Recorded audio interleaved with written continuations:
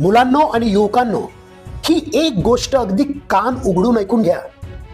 काहीही झालं जीवनामध्ये, अगदी काहीही, तरी कधीही आत्महत्येचा विचार देखील मनामध्ये आणायचा नाही. तुम्हाला माहित आहे, जेव्हा तुम्ही आत्महत्या करतात ना, तेव्हा तुम्ही एकटे मरत नाहीत, तर आपल्या आई वडिलांना आणि आपल्या कुटुंबियांना तुम्ही रोज क्षणोक्षणी आयुष्यभर मारत राहतात. त्यांना अश्रूंच्या खाईत ढकलून जातात, त्यांना भयंकर वेदनांच्या आक्रोशामध्ये सोडून जातात.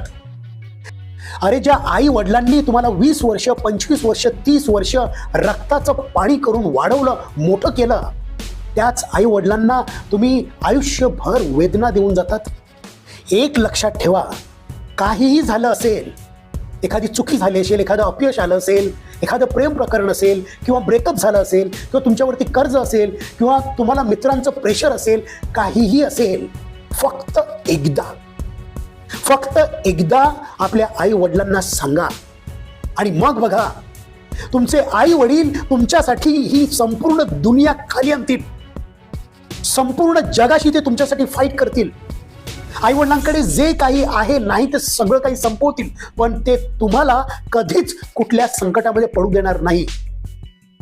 पण एकदा आपल्या आई वडिलांना सांगा. आणि मला आई वडिलांना देखील सांगायचं आहे की आपल्या मुलांना विश्वासामध्ये घ्या, त्यांना बसवा, त्यांच्याशी अगदी मोकळेपणाने बोला, गप्पा मारा, त्यांच्याशी संवाद करा. त्यांना सांगा की तुझा बाप आणि तुझी आई आम्ही जिवंत आहोत, म्हणून तुला काहीही झालं, कुठली अडचण आली, संकट आलं, दुःख आलं, अपयश आलं, ब्रेकअप झालं, फक्त आम्हाला सांग, आम्ही तुझ्या पाठीशी खंबीरपणे उभे आहोत. मुलांनो, संपूर्ण जग तुम्हाला सोडून देऊ शकते, पण तुमचे आई वडील तुम्हाला कधीही सोडणार नाहीत, हे लक्षात ठेवा. आणि एक लक्षात ठेवा, खरोखरच जीवन खूप खूप सुंदर आहे. फक्त एक चुकी झाली, किंवा एक अपयश आलं, किंवा ब्रेकअप झालं म्हणून जीवन संपवायचं नाही.